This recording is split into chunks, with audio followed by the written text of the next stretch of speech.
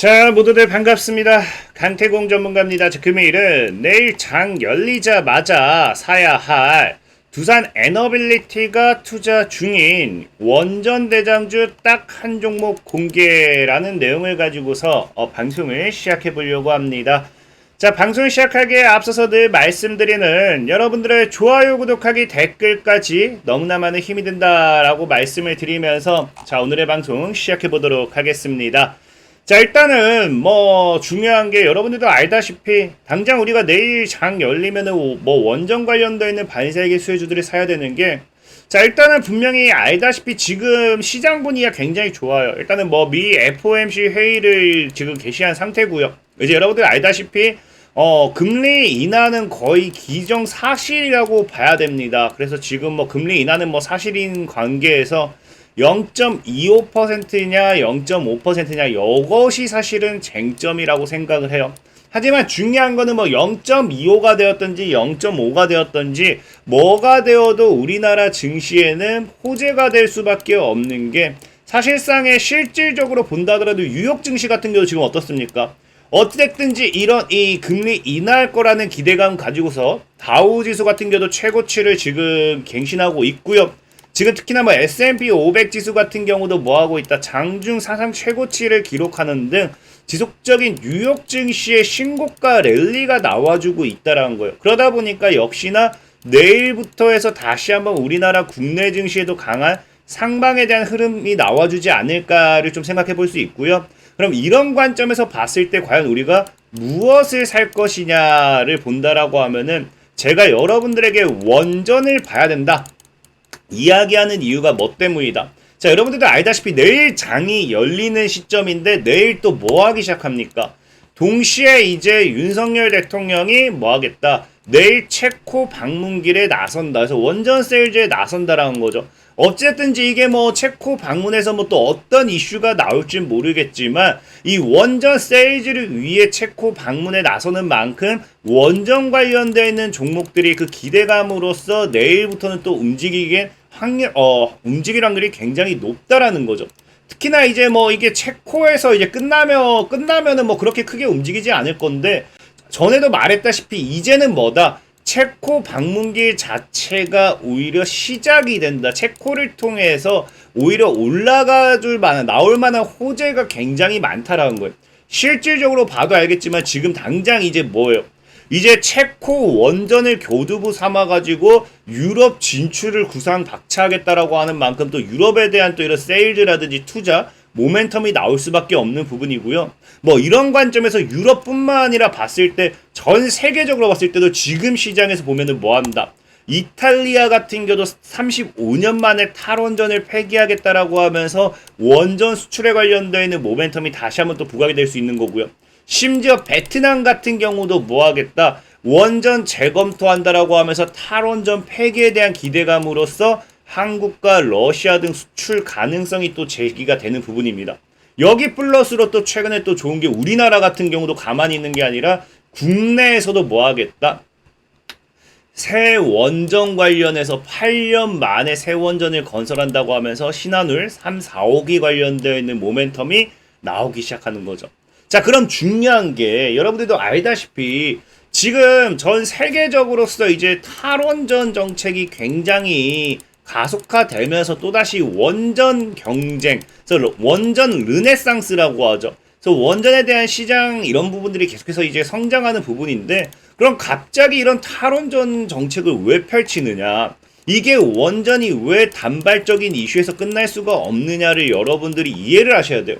지금 시장에서 여러분들 보시면 알겠지만 이 탈원전이 그냥 너도 나도 하니까 하는 게 아니라, 기본적으로 탈원전을 하는 가장 근본적인 이유는 여러분들도 알다시피 지금 시대가 어떤 시대다, AI 관련되는 시대라는 거죠. 앞으로 지금 이제 블랙웰이라든지 이런 엔비디아 블랙웰 반사익 이런 것들과 함께 하반기부터도 AI에 관련되어 있는 지속적인 성장 모멘텀 상승 기대가 나와주는 추세고요. 그러다 보니까 AI 등 첨단 산업 키우기 위해서 뭐가 당장 필요하느냐, 원전이 필요한 거는 어쩔 수가 없다라는 겁니다.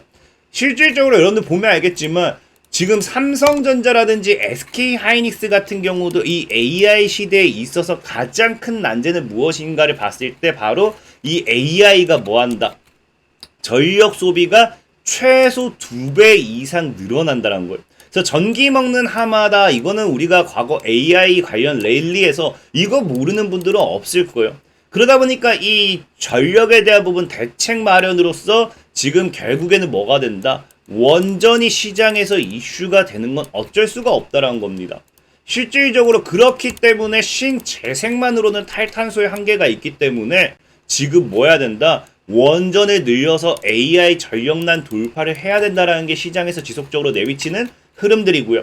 그렇기 때문에 지금 뭐 이 여러분들 알다시피 기업들도 뭐 하기 시작해요. 대기업 같은 경우도 지금 벌써 투자가 3배 이상이 늘었다는 거예요. 어디에 대한 투자? 원전에 대한 투자. 그래서 원전 르네상스와 함께 반사익 수혜주로서 지금 내일부터는 뭐 해봐야 돼요? 내일부터는 원전 관련되어 있는 수혜주들 분명히 저가에서 열심히 주워봐야 될 타이밍이다라고 전 좀 생각을 해봐요. 근데 중요한 거는 뭐 원전 관련되어 있는 대장주, 제가 왜 두산 에너빌리티를 아까 이야기를 했느냐, 사실 알다시피 원전 관련되어 있는 대장주라고 표현한다고 하면 우린 다 뭘 봐요? 두산 에너빌리티를 아마 이 원전 관련되어 있는 대장주로 보는 분들이 굉장히 많아요. 그러다 보니까 사실 뭐 두산 에너빌리티를 뭐 매수하셔도 괜찮고, 특히나 차트적으로 본다 하더라도 뭐합니까? 차트적으로 본다 하더라도 지금 두산 에너빌리티가 어떻게 돼요? 자, 쭉 이제 뭐 상승 추세 타고 있고, 지금 뭐 이런 식으로 과거에 2만원대 저항대 만들고 있고, 이 2만원을 어떻게 뚫어내느냐에 따라서 정말 과거에 10만원에서 뭐 15만원, 그럼 지금 자리에서도 뭐 6배에서 7배는 올라갈 수 있기 때문에 얼마든지 나쁘지 않다라고 보고 있어요. 보고 있는데 문제는 뭐냐고 하면은, 두산 에너빌리티가 최근에 뭐 이게 악재다라고 할 수는 없지만 뭐 그래도 좀 또 안 좋은 일이 또 하나 나오기 시작했죠. 어떤 일이 나오기 시작했냐고 하면은, 뭐 이게 주주분들에게는 사실 좋을 수도 있다라고 생각을 해요. 두산 로보틱스와 두산 밥캣에 대한 이 합병이 결국에 뭐가 됐다? 철회가 되었다라는 거예요. 근데 사실 이게 왜 중요하냐고 하면은, 기존의 두산 에너빌리티 같은 경우가 두산 로보틱스와 두산 밥캣을 합병을 하는 가장 근본적인 이유가 뭐였냐고 하면은, 애초에 여러분들도 알다시피 두산 에너빌리티가 원전 관련되어 있는 대장주로서 시장에서 부각되기 때문에 원전 투자하기 위해서 뭐 했다? 두산 밥캣과 두산 로보틱스를 이제 합병하려고 했다라는 거예요. 그 실질적으로 원전 출가 수주 위한 투자금 마련이 필요하기 때문에 이 두산 에너빌리티, 두산 뭐 이런 쭉쭉쭉 여부에 관심 집중 뭐 이야기가 나오는 거고, 그런 이 분리, 그러니까 결국에 두산 로보틱스와 두산 밥캣이 뭐가 되었어요? 합병이 이제 주주들의 반대에 의해서 취소가 되었기 때문에 결국엔 이 부분은 뭐가 될 수밖에 없습니까? 이 부분은 그래도 리스크로 작용을 하라고 한다고 하면은 작용을 할 수밖에 없는 상황이지 않나라고 좀 생각을 해보고 있어요. 다만 그럼에도 이제 두산 에너빌리티 같은 경우가 기존에 뭐 하려고 했다? 1조 이상을 추가적으로 이제 합병을 진행하면서 두산 에너빌리티는 두산 밥캣을 분할할 경우 생기는 1조 원 가량을 가지고서 뭐 할 생각이었다? 원전 설비에 투자를 할 생각이었다는 거거든요. 그렇다는 건 뭐 우리가 지금 뭐 두산 에너빌리티를 뭐 사지 않는다 하더라도 기존에 이제 두산 에너빌리티가 이 1조 원에 달하는 자금을 어느 곳에 투자를 할 것인가를 생각했을 때 그 투자 관련되는 투자처에는 우리도 역시 투자해볼 만하지 않을까를 좀 여러분들에게 말씀을 드리고 싶다 라고 좀 말씀드리고요.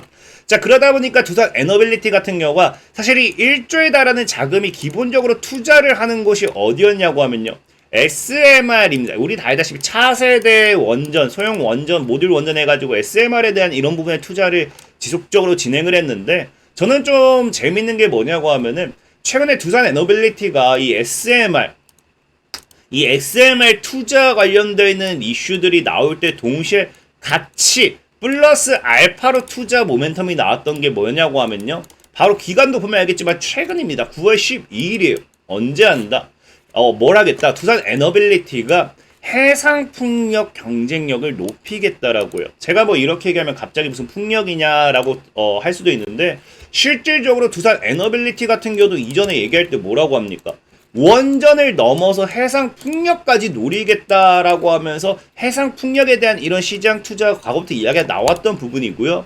그러다 보니까 지속적으로 나오는 게 두산 에너빌리티가 에너지 강자로 우뚝 서기 위해서는 원전 플러스 뭐까지 해상풍력까지 두 가지를 모두 다 잡겠다라고 했던 겁니다.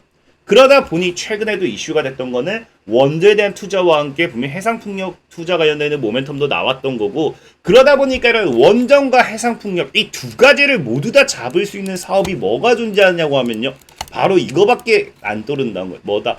해상 원전이라는 거예요. 실질적으로 조선 업계들 같은 경우는 이미 새 먹거리에서 해상 원전에 집중 육성을 하는 추세고요. 이 조선업이라고 하면 사실상 뭐 두산 에너빌리티 같은 경우도 여러분들도 기본적으로 알다시피 원래는 뭐였다?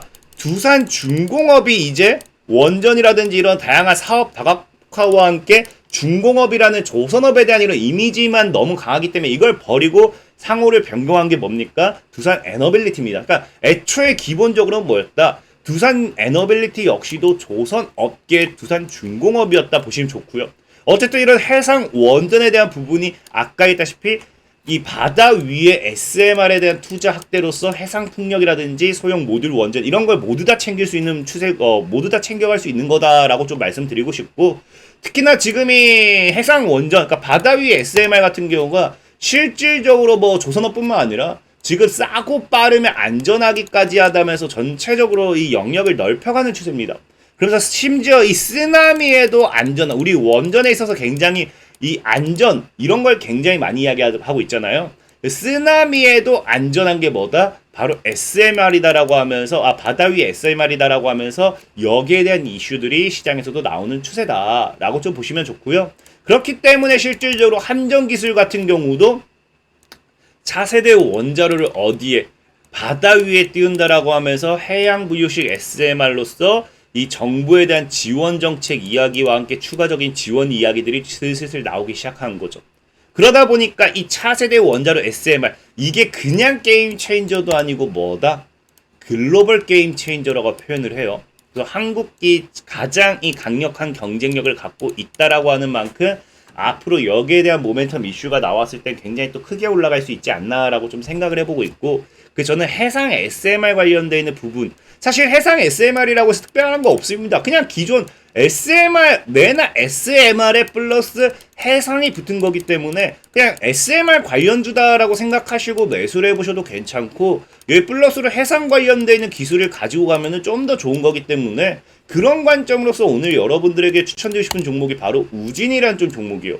그래서 우진 같은 경우도 보다시피 실질적으로 그냥 SMR입니다. 그냥 애초에 SMR 관련된 모멘텀인데 소형 모듈 원전 관련해서도 이슈를 받고 해상 원전 등 차세대 원전 기술 개발 과제를 완료한 게 우진입니다. 그래서 이런 부분에 좀 이슈 받을 거 생각해보면 좋을 것 같고요. 특히나 이제 원전 부분에 있어서는 핵심 계측기에 있어서 독점 기술력 부각되었기 때문에 이런 종목이 올라가면 또 혼자 크게 올라갈 수 있기 때문에 참고하시면 좋겠다 좀 말씀드리면서 오늘 종목 소개 마무리하도록 하겠습니다. 자, 차트적으로 본다 하더라도 뭐 기술적인 반등 충분히 또 노려볼 수 있는 구간이니까 한번 잘 노려보시면 좋을 것 같고요. 자, 그리고 늘 말씀드리다시피 사실 제일 중요한 건 가격 전략이라고 좀 많이 말씀을 드렸어요. 가격 전략이 궁금하다 하시는 분들은 이 영상 하단에 제가 이렇게 링크 남겨놓고 있습니다. 링크 클릭하시면 100% 무료로 제가 이런 식으로 자 JMB 같은 경우도 9,000원까지 분할 매수하세요. 9,000원까지 분할 매수하세요 하고 목표가 2만원입니다 하고 2만원까지 갔습니다. 그러니까 분할 매수하세요 하고 목표가도 2만원까지 갔으니까 참고하시면 좋을 것 같고요.